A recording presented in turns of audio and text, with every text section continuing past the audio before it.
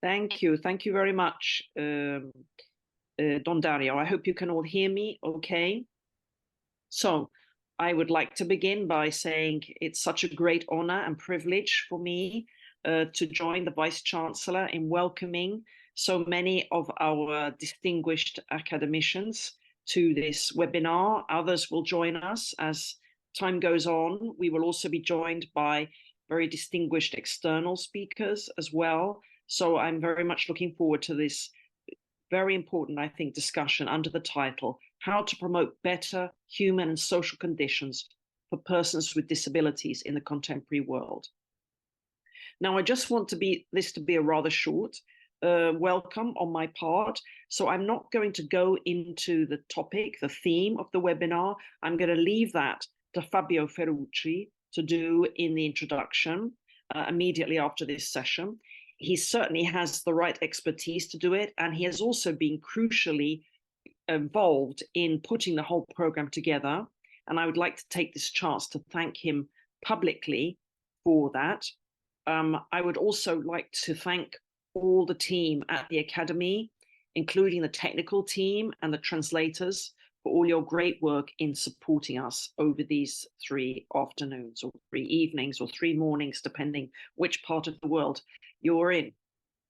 The only other thing I would like to say at this point about the topic is that at the end of my comments, we will watch a 2-minute video of the Pope that was just uploaded on a site called the Pope Video, which comes out every month with a prayer request on the part of the Pope. And the one for December, so this month, just right now, is asking us to pray for better inclusion of people with disabilities. Under the video itself on the website, it says, "Let us pray that people with disabilities may be at the center of attention in society, and that institutions offer inclusion programs that enhance their active participation." So since this video is so directly relevant to our work, I just wanted to show it right at the end of this opening welcome section. But before we get to that, I'd like to say 3 brief points. First of all, how the topic of inclusion of persons with disability was chosen for this plenary. Secondly, what is the model that we are using? A few words about the model we are using to prepare for the plenary. And the third point is, as many of you will know, next year, the 1st of January 2024, is actually the 30th anniversary of the foundation with the motu proprio of Pope John Paul II of our Academy. So our plenary in April will be the plenary of the 30th anniversary of the Academy, and I think that's important to mention right now. So a few words about how we got to this topic. About a year ago, President Zamagni, at the time, our president, asked me, come up with a topic for the plenary. And so I was inspired to choose this topic, this one that we're doing now, because of a conversation I'd had maybe 3 months before with Sheila Hollins, who some of you will know. She's a member of the House of Lords in the UK. She's a very distinguished psychiatrist. She's done a lot of work with people with intellectual disabilities, but also she is a member of a family with several disabled members, including her husband and her daughter, who was viciously attacked some years ago in the middle of the day in a park. She was taking her children out for a walk and she was knifed in the throat. And as a result, she was rendered disabled from the neck down, paralyzed from the neck down. And she's been in that condition since then. It was a major media event in the UK when it happened. And it was an extraordinary event as well, because the family made such an amazing witness to how coping with a tragedy like this is not the end of the world. She had a life ahead of her. The family pulled around her. And their faith was also very important in the witness they made. So it was an extraordinary event. So Sheila, I hope, will be involved in the plenary. I saw her 3 months before President Zamagni asked me, come up with an idea for the plenary. And she had said to me, you know, the Academy's never had a major event on disability. I think you should try to get that into your program. So I felt this was sort of a divine kind of inspiration, if we can put it like this. She had just said 3 months before, and then he asked me to come up with a topic. So this is sort of how I came up with it. And I presented a little proposal to the council, and the council immediately said to me, you have to talk to Fabio Ferrucci, because stupidly, of course, I hadn't thought I should look at the CVs of all the academicians and see if any other academicians have any competence in this area. And of course, Fabio is a major sociologist of disability. So with his help, the whole topic just took off. I'm very happy that we're having it. And Fabio is the one who told me that we're coming up to the 20th anniversary of the UN Convention on the Rights of Persons with Disabilities. And so it's a very auspicious moment to be looking at this topic.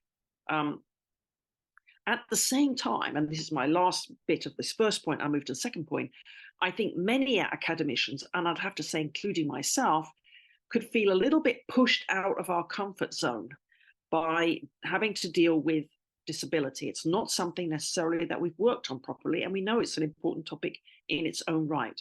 So this takes me to the second question, the model for preparing the plenary. And this basically was the model that was used by Pier Paolo in preparing the previous, the 2022 plenary. And now the reason why he did it was because the plenary was supposed to be in 2021, but because of the pandemic, it wasn't possible to have it.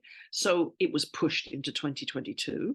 Meanwhile, to keep the momentum going on the topic, I think this was probably the main idea Pier Paolo had, he organized a webinar. But what I noticed as a person who took part in the webinar and in the plenary was just what a powerful effect the webinar had on the plenary itself. I felt it had very much improved the quality of the discussions. So again, putting together that experience and looking for a way to help us enter better into this topic, which is in some ways a new topic, at least to some extent for many of us, this idea of having this webinar seemed to be a very good way to help us prepare so that we could have a really high-class, important, valuable discussion about this topic when we got to the actual April plenary. And then my last point, and then I want to finish and move to the video if our technical guys could just get ready for that. This is our, as I said, our 30th anniversary year coming up. On the 1st of January, we will celebrate that. Now, we actually still have a member who was there at that time. That's Monsignor Minerath, who's looking at us right now in the middle of my screen. So it's wonderful to have Monsignor Minerath still with us. Also, we have other members who are very early members, like Pier Paolo, who joined very, very early. Professor Stefano Zamagni was in the first plenary as a guest. So, you know, we have a lot of people who are still active in the Academy who are associated with these early moments. I hope that we will have something in the acts about our 30th anniversary. I noticed that in the acts of the 2013 plenary, there was a special chapter written by Herbert Schambeck, who has now gone to God. We will remember him at the next plenary. He died just a few months ago. There was a special chapter written by him about the first 20 years of the Academy. So I think it's a good idea to look back over the first 30 years and then to look ahead to the next 30 years. What could the Academy be doing in the future? Okay, so with those few words, I'd now like to hand over to our technical team to show this video.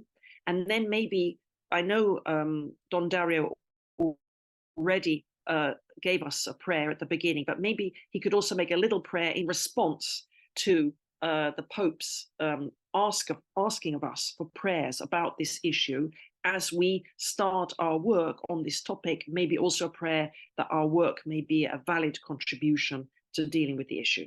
Thank you very much. Hand over to the technical team.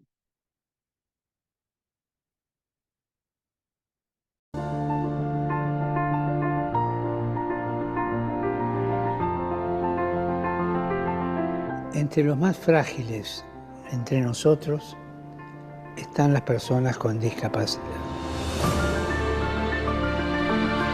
Algunos de ellos sufren un rechazo basado en la ignorancia, basado en los prejuicios, que los convierte en marginados. Las instituciones civiles tienen que apoyar sus proyectos con el acceso a la educación, al empleo y a los espacios donde se expresa la creatividad.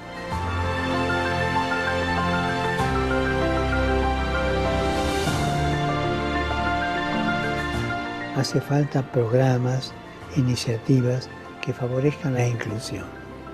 Y sobre todo hacen falta corazones grandes que quieran acompañar.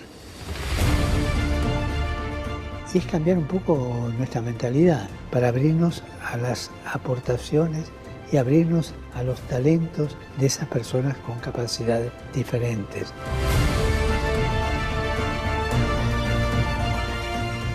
Tanto en la sociedad como dentro de la vida eclesial. Y así, crear una parroquia plenamente accesible no significa solo eliminar las barreras físicas, sino también asumir que hemos de dejar de hablar de ellos y pasar a hablar de nosotros.